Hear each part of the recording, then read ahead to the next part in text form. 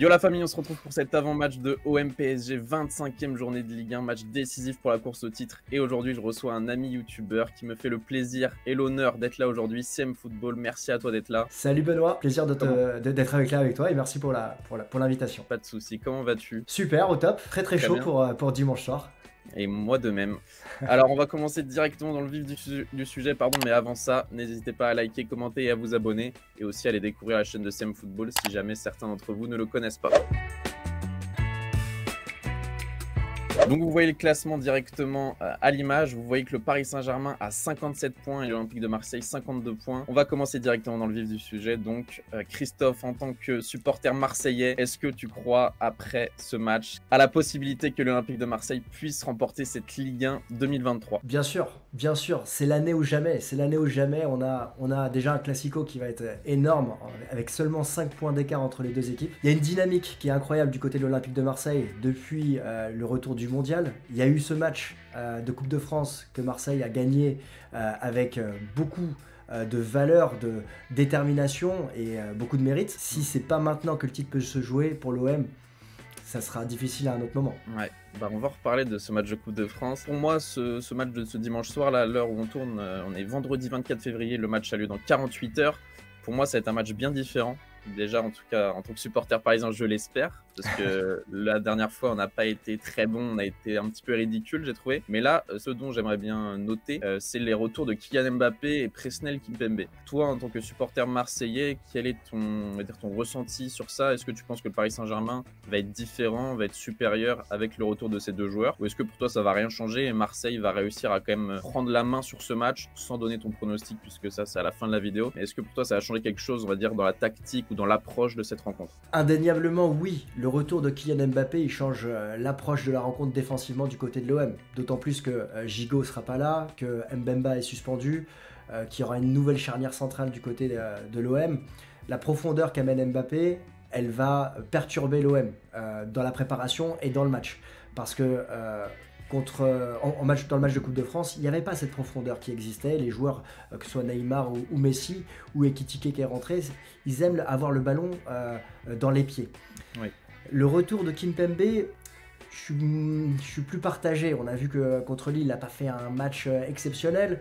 Il y a toujours cette recherche défense à 3, défense à 4 du côté du Paris Saint-Germain. Après, c'est un match particulier et un guerrier comme Kimpembe, il va apporter de la détermination dans la défense du Paris Saint-Germain et justement de la force dans les duels. Et ça va être un élément clé de la rencontre. Oui, je suis d'accord, parce que moi, ce qui m'a choqué dans le match de Coupe de France, c'est un manque de personnalité de notre équipe. Il y avait une image qui reflétait assez bien ça, c'est à la fin Sergio Ramos qui se frite un petit peu avec Paul Lopez ou avec d'autres joueurs marseillais, et tu te rends compte qu'il est seul face à 6 ou 7 joueurs, et que les joueurs du PSG sont un petit peu en mode, bon, on rentre au vestiaire, le match il est perdu. Donc ça, c'est pas l'esprit classico, l'esprit grinta qu'on aime nous en tant que Parisiens et vous en tant que Marseillais. Maintenant, on va parler plus tactiquement. Selon toi, en tant que Marseillais, j'aimerais bien avoir ton avis. Quel est pour toi, on va dire, le point fort, on va dire les 3 points forts marseillais pour ce match? Moi, je m'en suis noté et je te les donnerai après, on verra si on a les mêmes. Et sur quel point vous allez nous embêter tout simplement dimanche soir? Il y a le point déterminant, c'est le bloc équipe. Du côté de l'Olympique de Marseille, il y a un vrai bloc équipe et une vraie tactique qui est bien définie, comprise aujourd'hui par les adversaires, mais qui n'a pas été trop déjoué, c'est-à-dire que on sait qu'il y a ces 3 défenseurs qui peuvent devenir 2 avec cette ligne au milieu de terrain, le duo Rongier-Verretou, Ronge-tout qui va vraiment être complémentaire, ces pistons avec Klose et Tavares qui apportent, et puis il y a ce système à 3 devant avec Malinowski, Guendouzi, Sanchez ou under Malinowski, Sanchez qui arrive à bien combiner en triangle avec les pistons. Chaque ligne sait ce qu'elle doit faire à chaque moment, avec le ballon ou sans le ballon, ça veut dire presser très haut. Et cette combativité, elle dénote par rapport au Paris Saint-Germain, où on a fréquemment cette ligne de 3 devant qui ne va pas forcément revenir et qui va laisser son milieu de terrain combattre avec difficulté face aux différentes équipes. Alors là, ça sera différent parce que c'est le Classico. On sait que les supporters peuvent pardonner visiblement ce mauvais début d'année grâce à une victoire lors de ce Classico. Il y a un match, c'est le match du titre, mais sur cette valeur de combativité, je pense que l'Olympique de Marseille est au-dessus de ce Paris Saint-Germain à l'heure actuelle. Tout à fait. Moi, c'est T'avais le noté premier. quoi, ouais.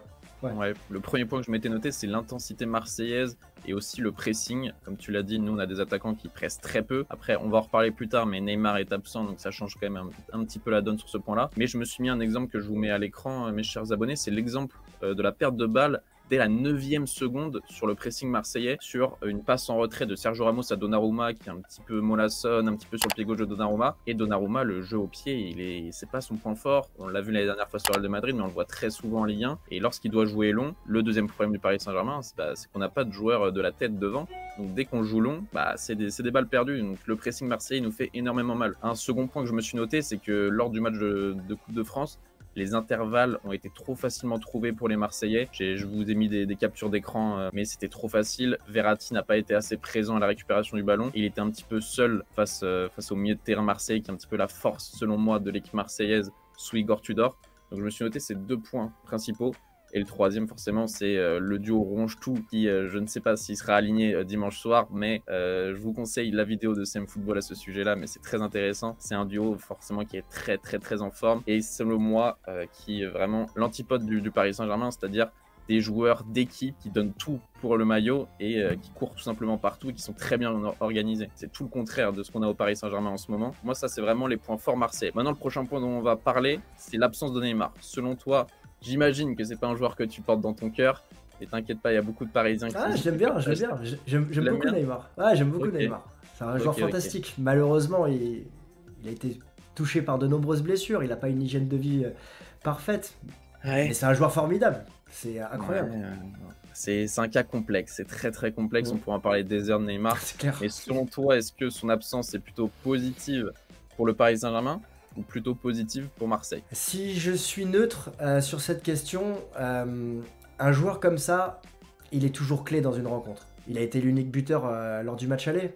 Il a marqué de nombreux buts face à l'Olympique de Marseille. Il a toujours fait des matchs importants. Et lors du match en Coupe de France, il frappe le poteau. Sur une des rares situations pour le Paris Saint-Germain, un exploit individuel. Donc, son absence, elle est dommageable déjà pour la rencontre. En tant que supporter de l'Olympique de Marseille, je préfère ne pas avoir Neymar en face de moi. Maintenant, on sait que Neymar, Mbappé, Messi, à 3, c'est une équipe qui est désolidarisée au niveau défensif. Donc, quelle sera la tactique? Comment Galtier va-t-il jouer devant? C'est une vraie question de savoir qui va le remplacer numériquement. Est-ce que ce sera Soler? Est-ce que ce sera Ekitike? Est-ce que ce sera Fabien Ruiz qui va s'incorporer dans le milieu de terrain? Est-ce que Zahir Emery va jouer? Qu'est-ce que t'en penses, toi aussi. Ouais, Vitinha, on sait pas. Déjà, on a vu face au Bayern que en ce moment Galtier aimait bien son 4-4-2, on va dire assez bas, et pour profiter à Mbappé dans la profondeur. Mais là, je pense que on a vu face au Bayern sur les 15 dernières minutes qu'on a été super dangereux en jouant offensif. Donc moi, je pense, on va parler plutôt composition d'équipe, que là, il va jouer à 3 défenseurs, Ramos, Marquinhos, Kimpembe, 3-4-2-1, avec pour moi soit Soler, soit Vitinha qui va remplacer numériquement Neymar. Je pense qu'Ekitike sera remplaçant puisque ses dernières prestations sont vraiment pas au niveau du Paris Saint-Germain, même si c'est un joueur que j'ai beaucoup soutenu. Moi, je pense que ça sera ça côté parisien. Côté Marseille, est-ce que tu peux nous faire une petite compo probable rapidement, ou ce que tu aimerais voir? C'est délicat. Il y a beaucoup de questions qui se posent du côté de l'Olympique de Marseille au niveau défensif et offensif. Parce que défensivement, on l'a dit, Gigot est absent pour cause de blessure. A priori, il n'a pas pris l'entraînement collectif hier, jeudi. Donc ça risque d'être délicat pour dimanche. Et il s'est mis au volet, Gigot, non? J'ai l'impression qu'il aime bien jouer avec la main pour sauver des buts sur la ligne face au Paris Saint-Germain. Ah oui. Bon, il y avait hors-jeu. Donc, il y avait hors-jeu, donc à partir de là... Mais c'est un vrai soldat côté OM. Et il porte l'ADN marseillaise sur le terrain. Et je pense que justement, ça montre sa volonté justement de défendre les couleurs de l'OM. De l'autre côté, il y a Mbemba qui est évidemment suspendu. Ça, c'est un vrai coup dur pour l'OM parce que il a été buteur, il a été décisif face à Toulouse et il apporte énormément. Alors, quelle sera la défense? Il y a une vraie question. Est-ce que Bailly sera à droite pour justement contrer Mbappé? Est-ce que ce sera Kolasinac à gauche, ce qui est pressenti aujourd'hui? Si Kolasinac est à gauche de la défense à 3, il y a une question qui va se poser, c'est est-ce que Rongier va jouer axe seul ou est-ce que ce sera Balerdi? Si Rongier joue axe, ça veut dire que Guendouzi va jouer un cran plus bas et va accompagner Jordan Verretou, alors que sur les côtés, il y aura évidemment Klose et Tavares. Après, si on a cette tactique-là avec Rongier dans l'axe, avec Guendouzi qui descend d'un cran, devant, il n'y aura pas de surprise. Ce seront Malinowski, Under et Sanchez. Et la vraie question, c'est est-ce que Under va rester titulaire, lui qui a disputé de nombreuses minutes, qui a disputé tous les matchs depuis le mondial, et il a été servi avec son but face à Toulouse. Ok, donc ça doit bricoler côté marseillais, ça c'est plutôt bon pour nous, que nous côté parisien on a un petit peu marre de bricoler. Là avec l'absence de Neymar, on va pouvoir je pense installer une équipe type sur plusieurs matchs, enfin, avec le retour d'Mbappé aussi et de Kimpembe. Donc ok, maintenant c'est la partie qui intéresse le plus les gens, c'est notre pronostic. Ouais. Là vous avez le pronostic d'un parisien et d'un marseillais, on va essayer de rester objectif, mais lors d'un classico, vous connaissez, c'est la fougue, c'est la folie, donc c'est forcément compliqué. Moi je crois que ça fait 15 ans que je pronostique une victoire du Paris Saint-Germain à chaque classico, donc c'est forcément compliqué. C'est un match plutôt, on va dire, différent des autres fois, parce qu'il y a eu un classico il y a 2 semaines. Ça n'arrive pas non plus chaque année qu'il y ait 2 classicos aussi rapprochés. Donc là, il y a vraiment des enseignements tactiques, techniques à tirer de ce match. C'est au Vélodrome, on connaît ce stade lors des classicos, c'est une ambiance de folie. Les joueurs aiment ça, je pense, autant Marseille que Parisien. Jouer dans un stade comme ça doit toujours être un sacré plaisir. On va commencer par toi, CM Football. Donne-nous ton pronostic objectivement. Rapidement, comment tu vois la rencontre, qui tu vois dominer, on va dire, dans le jeu. Et puis après, même si c'est un petit peu de la loterie, tu peux nous donner ton pronostic en termes de score. Il y a quelque chose déjà qui va être déterminant dans cette rencontre, c'est l'ambiance.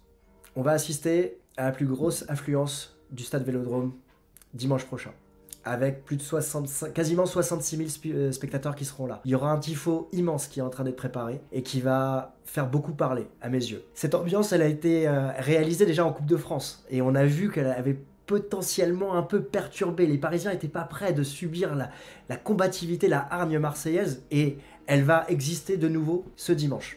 Alors évidemment, le PSG est habitué à ces ambiances chaudes en Ligue des Champions, et les joueurs vont se transcender. Donc, il n'y aura pas réellement d'effet de surprise, mais ça peut marquer les esprits. Je vois un match avec beaucoup de buts. Défensivement, l'Olympique de Marseille n'est pas à 100%. Kylian Mbappé revient. À mes yeux, il aura l'envie d'aller chercher le record de Cavani qui peut battre lors de cette rencontre et de briller aux yeux de tous.